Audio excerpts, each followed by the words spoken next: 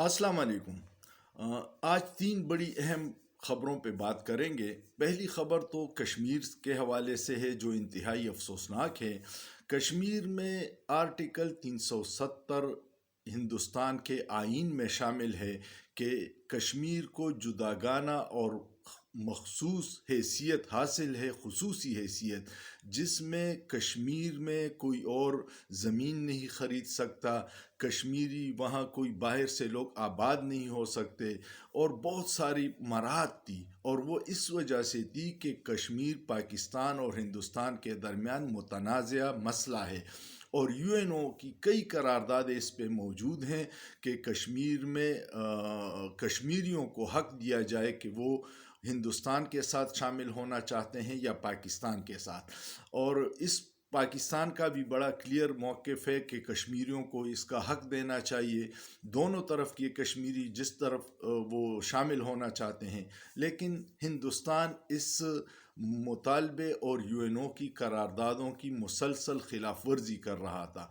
और 2 साल पहले मोदी हुकूमत ने कश्मीर की जो खसूसी हैसियत थी आर्टिकल 370 को ख़त्म करके उसको हिंदुस्तान का अटूट अंग करार दे दिया। फिर इसके ख़िलाफ़ लोग हिंदुस्तान की सुप्रीम कोर्ट में गए, और सुप्रीम कोर्ट ने अब 2 साल बाद मोदी के इक़दामात को जायज़ करार दिया और 370 के ख़ात्मे को सही कदम करार दिया। ये बहुत अफसोसनाक अमल है। पाकिस्तान क्यों इस वक्त लाचार है? क्योंकि पाकिस्तान की अपनी मईशत ऐसी है, और एक निगरान हुकूमत है जो ख़ुद इल्लीगल है। निगरान हुकूमत पाकिस्तान की आइन के मुताबिक 90 दिन में इलेक्शन करवाने की पाबंद है, और फिर मुंतखब हुकूमत को इख्तियार और हुकूमत दे के घर जाने का उनका मैंडेट है। लेकिन वो अभी तक बैठी हुई है। कोई 1 साल हो गया है पंजाब और केपीके में, और अब वफाक में भी जो निगरान हुकूमत है वो अपने मुद्दत से ज़्यादा टाइम उन्होंने ले लिया है। आप जब मुंतखब नुमाइंदों की हुकूमत होती है तो उनकी आवाज़ तवाना होती है, अक़वाम आलम में सुनी जाती है।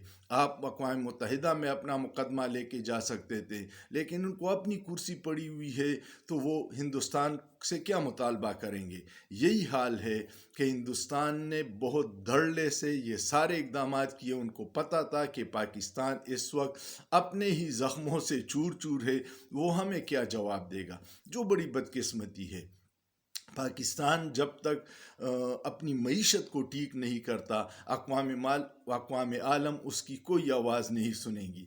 हिंदुस्तान ने इस दौरान अपनी मईशत को अपने पाँव पे खड़ा किया। उसने अरब ममालिक से और मगरब से माशी मुफादात इतने इस्तवार किए हैं कि यूएनओ में भी कोई हिंदुस्तान के ख़िलाफ़ वोट डालने को तैयार नहीं होगा, और यही उसकी कामयाबी और हमारी नाकामी है।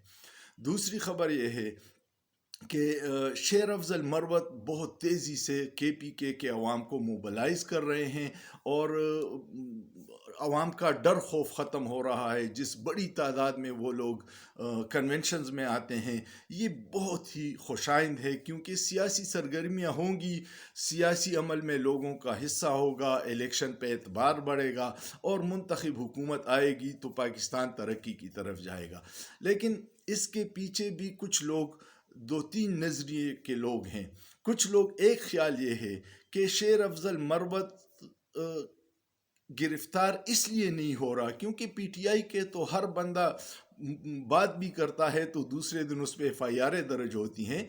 शेर अफजल ख़ान इसलिए गिरफ़्तार नहीं हो रहा और उसको फ्री स्पेस दिया गया है कि अभी तक मियाँ साहब कुछ बातें मान नहीं रहे, और उसको डराने के लिए शेर अफजल ख़ान को खुला छोड़ दिया है कि इमरान ख़ान तो जेल में बंद है, लेकिन उसका एक अदना कारकुन भी अगर उसको मौका दिया जाए, मैदान दिया जाए और घोड़ा दिया जाए तो वो सबसे तेज़ भागेगा।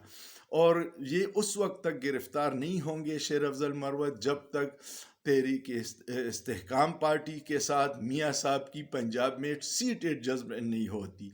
जिस दिन बड़ों का ये मकसद पूरा हो जाएगा तो फिर शेर अफजल मरवत गिरफ़्तार भी होगा और इस तरह कुल खिला के कन्वेंशन करने से कासिर भी होगा।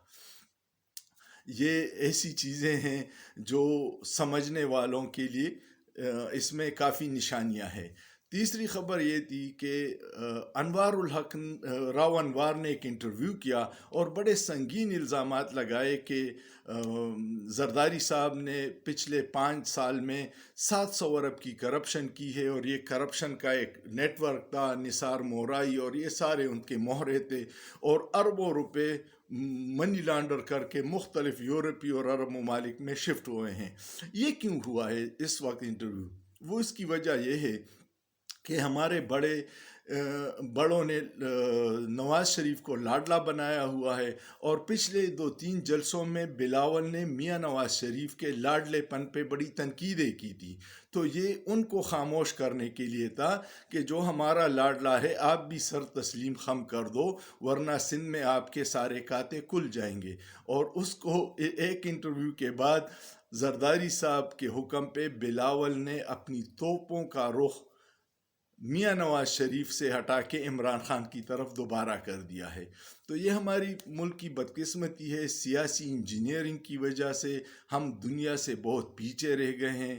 اپنی ذاتی انا اور پسند ناپسند کی وجہ اپنی پسند ناپسند کو عوام پہ مسلط کر دیتے ہیں، اور پھر ان لوگوں میں اتنی اہلیت نہیں ہوتی۔ اگر میاں صاحب میں اہلیت ہوتی تو 3 بار وہ وزیر اعظم رہا ہے، اس نے عوام کی کیا مسائل حل کیے ہیں جو آپ 4تھی بار لے کے آ رہے ہو؟ لیکن یہ تو صرف اپنی ذاتی انا ضد کی خواہش ہے۔